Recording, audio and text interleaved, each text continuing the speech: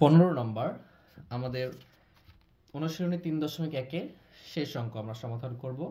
এটা বলছে যে a to the power 4 plus a square b square plus b to the power 4 equal to 8 এবং a square plus ab plus b square equal to 4 হলে a square plus b square এবং ab এর মান কত। এখন প্রশ্ন হচ্ছে a square plus b স্কয়ারের সূত্র তো আমরা খুব সহজেই বের করতে পারবো, কিন্তু এটার যে মান লাগবে a প্লাস b এটা কিন্তু দেওয়া নাই। জাস্ট এখান থেকে দুইটা সমীকরণ দেওয়া আছে আমার, এই দুইটা সমীকরণ বা দুইটা রাশি থেকে এটাই বের করতে হবে আমাকে। তাহলে আমরা এটা শুরু করি। তাহলে প্রথমটা যেটা আছে এটা থেকে আমরা শুরু করব, যেটা এটাকে আমরা একটু আচ্ছা 15 নম্বর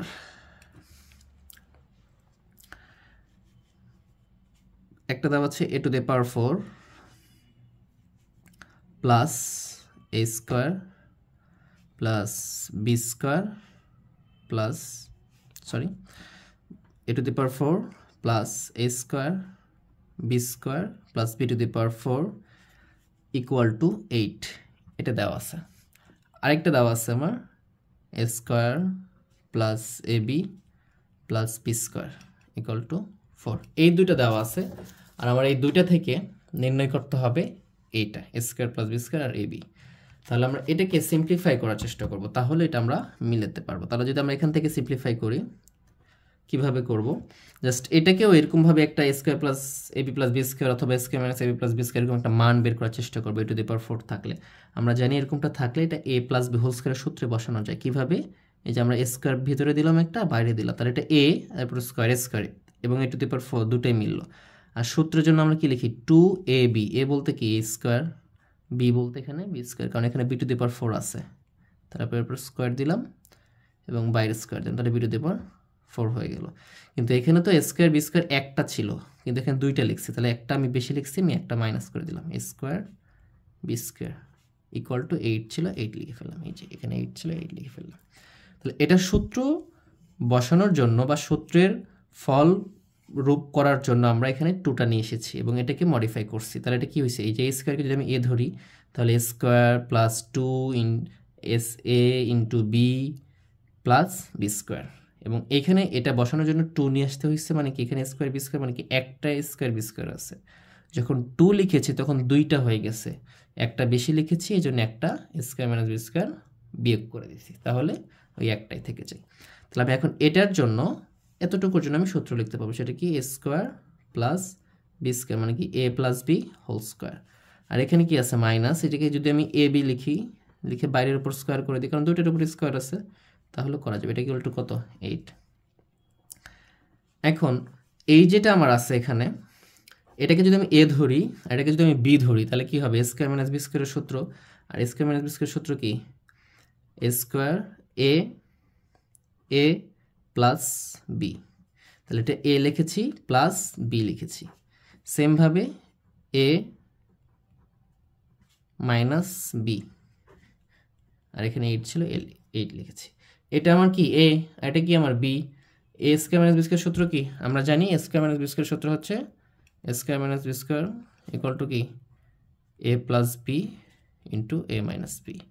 মানে এখানে যেটা থাকবে a square minus b square, মানে এখানে যেটা থাকবে এটা একবার কি করে যোগ করব, একবার বিয়োগ করবো, এটা গুণ অবস্থায় রাখবো। এটাই হচ্ছে কি এ স্কয়ার মাইনাস বি স্কয়ারের সূত্র, ঠিক আছে।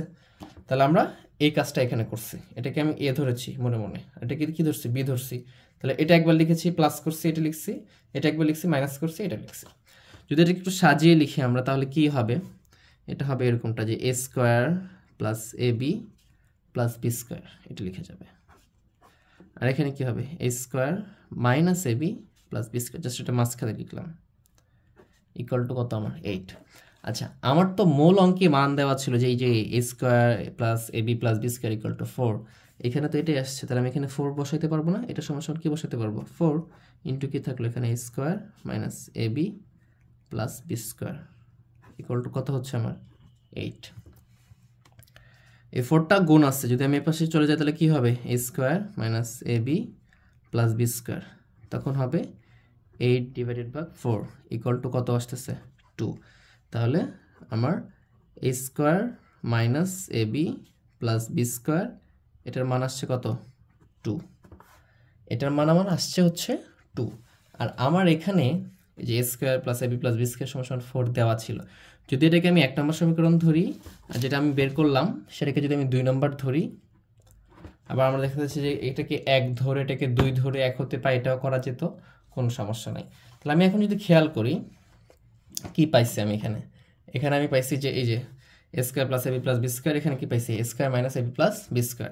আমি যদি এটা যোগ করে দিই ab কেটে যাবে, তখন a স্কয়ার থেকে যাবে, তখন আমি লিখবো যে এখানে যে 1 প্লাস 2, মানে কি সমীকরণ 1 ও 2 কি করতেছি, যোগ করতেছি। 1 নম্বর কি আছে a square plus ab plus b square equal two আছে আমার 4, আর এখানে আছে কি a square minus ab plus b square equal two আছে 2। এটা যদি যোগ করে দিই একই যে চলকগুলো থাকবে চিহ্ন বিপরীত থাকলে কি হবে, যোগের সময় কেটে যাবে। তাহলে এখানে কি থাকতেছে 2a স্কয়ার, আর এখানে থাকতেছে কি 2b স্কয়ার।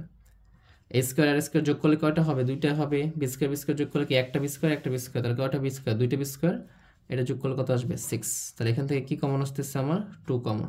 2 কমন হলে কি থাকতেছে এখানে a square plus b square equal to কত আমার 6। তাহলে আমি যদি এখন just a square plus b square, 2টা গুণ আছে পাশে আসলে কি হবে 6 ডিভাইডেড বাই 2 ইকুয়াল টু 3। তাহলে অতএব আমি পেয়ে গেলাম এখান থেকে a square plus b square equal two 3। এই যে আমি এটা যে মানটা পাইছি, এই মানটা আমি আমার যে সমীকরণ 2 অথবা 1 যেখানে ইচ্ছে বসাইতে পারি। যদি আমি সমীকরণ 1-এ মান বসিয়ে যদি বসাই দিই আমি এটার মান বসিয়ে, তাহলে কি আসবে আমার সমীকরণ 1 ছিল এরকমটা যে a square plus ab plus b square equal two আছে কত 4। এই যে a square plus b square মাঝখানে এটা আছে, তো আমি দুটো এক পাশে নিয়ে এসে করতে পারি না, তাহলে এটা মান কত আসবে 3, জাস্ট ab থেকে গেল ইকুয়াল টু কত আসলো এখানে 4।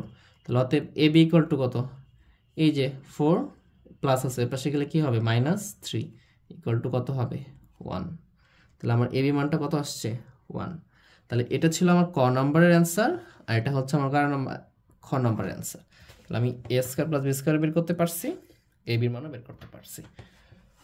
তো তোমাদের সবাইকে আমার সাথে থাকার জন্য ধন্যবাদ। এজন্য এরকম গুরুত্বপূর্ণ সলভিং ভিডিও পেতে চাইলে অবশ্যই আমাদের চ্যানেলকে সাবস্ক্রাইব করতে হবে, লাইক শেয়ার করে পাশে থাকতে হবে।